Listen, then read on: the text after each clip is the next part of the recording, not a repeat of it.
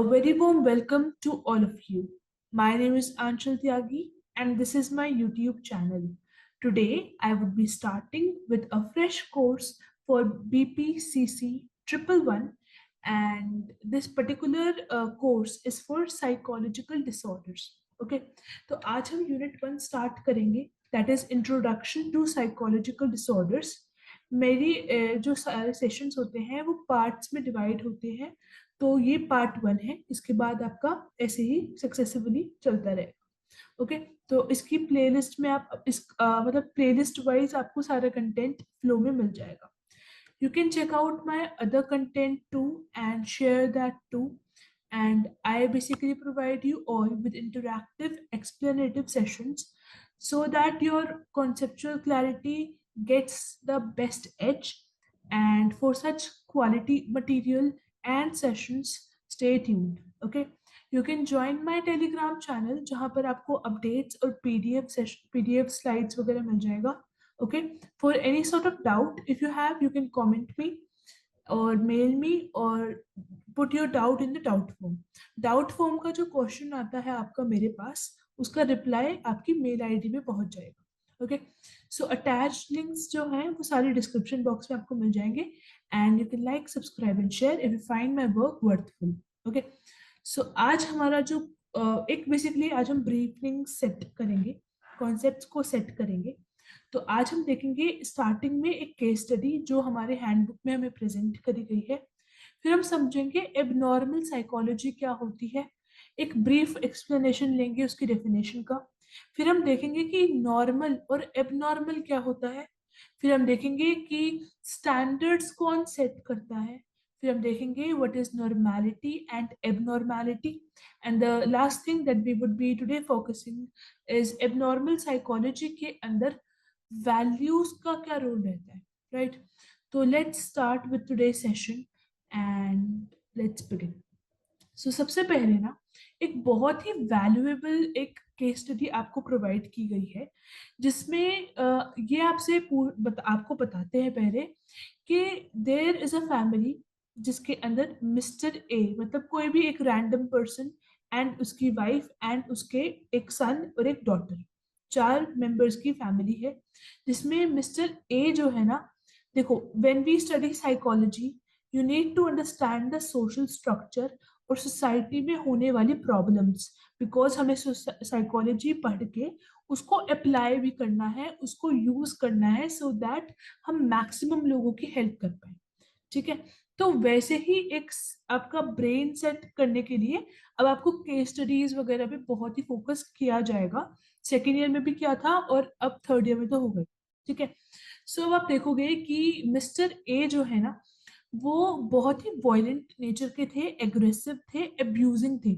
ठीक है, लैंग्वेज गंदी यूज करते थे और एक बेसिकली बहुत ही डोमिनेंट अपना बिहेवियर शो करते थे बिकॉज वो अपनी वाइफ के ऊपर डोमेस्टिक वायलेंस करते थे। ठीक है, डोमेस्टिक वायलेंस आप देखोगे पूरे केस स्टडी के अंदर, हेट्रेड देखोगे और मतलब जो बच्चे हैं उनके ऊपर भी प्रेशर पड़ रहा था, ओवर बर्डनिंग देखोगे, स्ट्रेस देखोगे उनकी फैमिली के अंदर। उसकी जो मिस्टर ए की वाइफ है मिसेस ए, वो सुसाइड करना चाह रही थी एक बारी। ठीक है, तो आप ऐसे ऐसे इंस्टेंसेस इस केस स्टडी में देखोगे। आप इसको एक बार रीड मार सकते हो, बुक के अंदर बहुत ही बेसिक है। ठीक है, और जिनके पास बुक्स नहीं है वो ई ज्ञान कोश करके ना इग्नू की जो है साइट है जहाँ पे आपको पीडीएफ मिल जाएगा अभी के लिए, जब तक आपकी बुक्स डिलीवर नहीं होती है। तो आप वहां से पीडीएफ डाउनलोड करके अपनी रीडिंग अपनी लर्निंग स्टार्ट कर सकते हैं। इस सेशन के बाद आपको बस एक बार रीड मारने की जरूरत है, फिर आपको सारे कॉन्सेप्ट्स क्लियर हो जाएंगे। ठीक है, आप देखोगे कि यहाँ पर आपको ये सारा बिहेवियर दिखेगा जिसके अंदर जो मेल जो बेसिकली हेड है, जो फादर है, वो बहुत ही डोमिनेंट है, अब्यूजिंग है। वो अपनी वाइफ को रिस्पेक्ट नहीं करते, उनको अच्छी तरह ट्रीट नहीं करते, डोमेस्टिक वायलेंस वगैरह आपको देखने को मिलेगा। वाइफ की साइड जब आप देखते हो तो वाइफ है स्ट्रेस्ड है। ठीक है, वो एक बहुत ही पेनफुल एक्सपीरियंस ले रही हैं और सुसाइडल प्रेफरेंसेस रखती हैं और हेल्थ भी ज़्यादा अच्छी नहीं रहती है। जब हम बात करते हैं उनके सन की, तो सन जो है वो गलत प्रैक्टिसेस में है, उसका बिहेवियर अच्छा नहीं है, स्कूल से कंप्लेंट्स आ रही है, और मतलब और भी उसका भी अब्यूजिंग बिहेवियर होता जा रहा है। जो डॉटर है वो स्ट्रेस के अंदर है, वो ओवरबर्डन फील करती है, क्योंकि उसके ऊपर अपनी स्टडीज का भी प्रेशर है और घर का भी उसे काम संभालना पड़ता है। तो ये केस स्टडी आपको दी गई है। यहाँ पे आप देखोगे कुछ ना साइकोलॉजिकल फैक्ट्स हैं, मतलब जो कॉन्सेप्ट्स आपको लिंक हो रहे हैं, जो मैं यहाँ पे आपको बताना चाहूंगी। तो आप देखोगे, एक तो बिहेवियर लर्निंग है, कि फादर से ना सन भी कहीं ना कहीं वही एक्शंस, वही बिहेवियर सीख रहा है, लर्न कर रहा है। ठीक है। आप देखोगे चाइल्ड रियरिंग प्रैक्टिसेस, जो आज के टाइम पे बहुत इंपॉर्टेंट है, कि आप एज अ पेरेंट और आप एज अ लाइक गार्डियन, तो आप कैसे चाइल्ड को रेयर अप करते हो, उसे उसकी लाइक उसको ब्रॉट अप करते हो, है ना। सो वो सारे प्रैक्टिसेस के अंदर देखा जाएगा कि जो बच्चे हैं उनके ऊपर ध्यान नहीं दिया जा रहा है, बिकॉज पेरेंट्स के बीच की जो म्यूचुअल अंडरस्टैंडिंग है वो डिसऑर्डेड है। ठीक है। तो ये सारे साइकोलॉजिकल कॉन्सेप्ट्स यहाँ पे आपको देखने को मिलते हैं। केस स्टडी के थ्रू ये हाईलाइट किया जाता है कि ऐसे सिचुएशन के अंदर it is quite common these days, ये सारे सिचुएशन बहुत ही कॉमन है, हर दूसरे से तीसरे हर फैमिली के अंदर कहीं ना कहीं यही एक्सटेंट आपको देखने को मिलता है। चाहे कम प्रोपोर्शन में हो, लेकिन आपको कहीं ना कुछ ऐसा दिखता है जहां पर अब आपको समझ में आएगा कि करंट जनरेशन को या पहले भी there is a need of psychological intervention. Psychological help लेना या साइकोलॉजी को समझना, लोगों के बिहेवियर को चेंज करना, या फिर साइकोलॉजिकल कॉन्सेप्ट्स को यूज करने की अब जरूरत आ चुकी है। This is the time where we need to apply these things. तो इसी केस स्टडी से रिलेटेड मैंने कुछ आपके लिए ना न्यूज के आर्टिकल्स के लाइक क्लिपिंग्स हैं, जैसे फोटोग्राफ्स हैं कि डोमेस्टिक वायलेंस, जैसे इंडिया के कुछ फैक्ट्स हैं कि फिजिकल अब्यूज के लिए क्या रीजन दिए जाते हैं बाय द मेल पार्टनर, के गोज आउट विदाउट इन्फॉर्मिंग। ठीक है। तो वुमेन, मतलब आप इनको रीड आउट कर सकते हो, ज्यादा कुछ नहीं है, बस ये आपको सप्लीमेंट्री दिया गया। ठीक है। फिर आप देखोगे कि वॉयलेंस का व्हील देखोगे कि वॉयलेंस ना फिजिकल स्फेयर में भी हो रही है और मेंटल लेवल पे भी हो रही है, और सारा गेम पावर और कंट्रोल का है, क्योंकि मेल डोमिनेंट सोसाइटी के अंदर जब हम रह रहे हैं तो पावर एंड कंट्रोल की जो है सिचुएशन आती है। ऐसे ही कुछ केसेस आप देखोगे कि कोविड के टाइम पे आपको देखने को मिले कि जब फैमिलीज घर के अंदर थी, तो उस टाइम पे भी आपको डोमेस्टिक वायलेंस ना एक हद लेवल पे देखने को मिला था, जहाँ पर विमेन हर टाइम घर का काम कर रही थी और साथ के साथ ये वाला ट्रॉमा भी सह रही थी। ठीक है। तो ये भी एक उसकी ही क्लिपिंग है, उससे ही रिलेटेड है। सो अब हम अपने कॉन्टेक्स्ट पे आते हैं। अब हमें समझ में आ रहा होगा कि साइकोलॉजी, अब क्योंकि आप थर्ड ईयर में आ चुके हो, तो साइकोलॉजी का एप्लीकेटिव साइड कौन सा है, और यूजिंग साइकोलॉजी आप क्या क्या लाइक इम्प्लीकेशंस दे सकते हैं। Psychology that studies nature, causes and maintenance of psychological disorders. उस देखो, साइकोलॉजी के ना बहुत सारे ब्रांचेस होते हैं। ठीक है। तो एक ब्रांच या एक सब फील्ड साइकोलॉजी का ना एबनॉर्मल साइकोलॉजी भी होता है।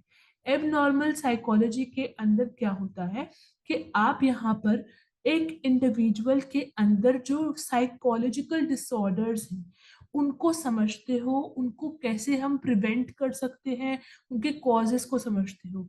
तो जो साइकोलॉजिकल डिसऑर्डर से रिलेटेड साइकोलॉजी की स्टडी होती है उसको हम एबनॉर्मल साइकोलॉजी कहते हैं। ठीक है। ये हो गया अपना बेसिक डेफिनेशन, जो आपको मतलब अभी पूरा का पूरा कोर्स ही इस बेसिस पे है। तो धीरे धीरे करके ये आपका कॉन्सेप्ट भी बहुत डेवलप हो जाएगा। अब हम बात करते हैं नॉर्मल के बारे में, क्योंकि आपने टर्म में देखा एबनॉर्मल साइकोलॉजी, एबनॉर्मल साइकोलॉजी। सो जो शब्द यहाँ पे यूज हो रहा है वो सबसे पहले ओरिजिनेट करता है, मतलब कि लाया जाता है आपका जस्ट सेकेंड, लेटिन भाषा से, जिसके अंदर नॉर्मा एक शब्द था। तो नॉर्मा शब्द से जो है नॉर्मल शब्द निकाला गया था, 17th सेंचुरी के अंदर। ठीक है, टाइम के साथ ना बताया गया है कि 17th सेंचुरी के अंदर नॉर्मा का क्या मतलब था, 18th सेंचुरी में क्या था, पर जो हमारे लिए काम का है वो है 19th सेंचुरी का, क्योंकि धीरे धीरे करके ये जो शब्द है नॉर्मा या फिर जो नॉर्मल शब्द की जो डेफिनेशन है वो चेंज हुई है। तो 19th सेंचुरी के हिसाब से नॉर्मल शब्द जो है वो आया है लेटिन भाषा के नॉर्मलीज एक शब्द से। तो इसका मतलब होता है कि नॉर्मल का मतलब होता है कि आप रूल्स के अकॉर्डिंग, स्टैंडर्ड्स के अकॉर्डिंग या एक पर्टिकुलर पैटर्न के अकॉर्डिंग ही बिहेव करते हो, या फिर अपना कोई भी टास्क करते हो तो वो एक रूल्स के अकॉर्डिंग या एक पर्टिकुलर स्टैंडर्ड के अकॉर्डिंग जब आप करते हो तो उसको नॉर्मल शब्द का टैग दिया जाता है। तो नॉर्मल जब हम बोलते हैं उसका मतलब एक पर्टिकुलर स्टैंडर्ड के हिसाब से ही एक पर्टिकुलर बिहेवियर शो हो रहा है या एक टास्क किया जा रहा है। तो नॉर्मल मतलब कि स्टैंडर्ड्स, रूल्स जिनके मुताबिक ही आप अपना बिहेवियर शो करोगे या कोई भी एक्शन करोगे। ठीक है, एबनॉर्मल जब हम बात करते हैं तो एबनॉर्मल भी लेटिन भाषा से आएगा। इसके अंदर दो शब्द देखोगे आप, एक तो होता है ए बी, एब, और प्लस में नॉर्मल। तो दोनों वर्ड्स लेटिन ओरिजिन से हैं, जहां पर एब का मतलब होता है अवे फ्रॉम, दूर होना, और नॉर्मल का हमें मतलब पता है एक पर्टिकुलर रूल्स या स्टैंडर्ड। तो कंप्लीट टर्म्स में देखें तो एबनॉर्मल का मतलब निकलता है away from fixed rules and standards. जब आप नॉर्मल वाले स्टैंडर्ड्स से बाहर निकलते हो, उनसे कुछ अलग करते हो, तो आपको एबनॉर्मल का टैग दिया जाता है। या अगर आपका बिहेवियर सोसाइटी के रूल्स के अकॉर्डिंग नहीं है या आपकी फैमिली या फिर आपके कल्चर के रूल्स के अकॉर्डिंग नहीं है, तो भी एबनॉर्मल का टैग दिया जाता है। ठीक है, अब बात आती है नॉर्मैलिटी की। नॉर्मैलिटी क्या होता है, एक तरीके से एबनॉर्मल और नॉर्मल टर्म्स हैं। ठीक है, जब हम इन टर्म्स को अपने बिहेवियर में लेके आते हैं तो हम उन्हें नॉर्मैलिटी और एबनॉर्मैलिटी के दायरे में लाते हैं। एबनॉर्मैलिटी मतलब, नॉर्मैलिटी मतलब होता है कि आप उस प्रोसेस में हैं जहां पर आप रूल्स, स्टैंडर्ड्स, पर्टिकुलर पैटर्न के हिसाब से ही बिहेवियर शो कर रहे हैं। इसको हम बोलेंगे नॉर्मैलिटी। ये क्योंकि अब ये प्रोसेस बन गया है। यहाँ पर आप नॉर्मल शब्द समझ रहे थे, एबनॉर्मल शब्द को समझ रहे थे, अब आप क्या करेंगे, अब उसे प्रोसेस में डाल देंगे। अब आप उसको अपना रहे हैं, आप उसको फॉलो कर रहे हैं। तो नॉर्मैलिटी का मतलब होता है कि जब आप उसको बिहेवियर में ले आते हैं। तो नॉर्मैलिटी का अपोजिट होता है एबनॉर्मैलिटी, मतलब कि आप जो है अपने रूल्स के अकॉर्डिंग अपना बिहेवियर शो नहीं करते हैं एबनॉर्मैलिटी के अंदर। और नॉर्मैलिटी के अंदर आप रूल्स के हिसाब से, स्टैंडर्ड्स के हिसाब से, पर्टिकुलर पैटर्न के हिसाब से चलते हैं।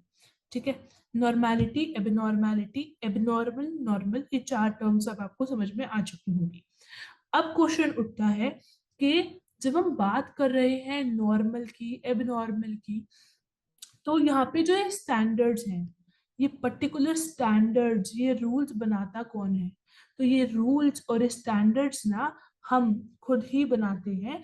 जब हम एक ग्रुप का पार्ट होते हैं या हम एक पर्टिकुलर कम्युनिटी का पार्ट होते हैं, तो हम उस कम्युनिटी के पार्ट होने के वजह से हम कुछ स्टैंडर्ड्स बना देते हैं। या हमारे कल्चर के, मान लीजिए आप एक पर्टिकुलर कल्चर से बिलोंग करते हैं, तो आप अपने कल्चर के हिसाब से ही कुछ रूल्स बना देंगे, कुछ स्टैंडर्ड्स बना देंगे कि ये स्टैंडर्ड्स हमारे कल्चर में फॉलो होंगे। ठीक है, तो आपने ही ये स्टैंडर्ड्स बनाए हैं या फिर हमने ही ये स्टैंडर्ड्स बनाए होते हैं जिनके हिसाब से हम एबनॉर्मल और नॉर्मल का क्लासिफिकेशन कर रहे होते हैं। ठीक है, अब आप समझ लीजिए एक बात कि एबनॉर्मल और नॉर्मल का ये जो टॉपिक है ये बहुत ही सब्जेक्टिव नेचर का है। सब्जेक्टिव नेचर का मतलब होता है कि ये एक इंडिविजुअल के बेसिस पे चलेगा। मतलब मेरे लिए जो नॉर्मल होगा वो हो सकता है आपके लिए नहीं हो। तो हर एक इंडिविजुअल के लिए जो नॉर्मल की डेफिनेशन है या एबनॉर्मल की डेफिनेशन है वो अलग होती है, मतलब वो सब्जेक्टिव होती है।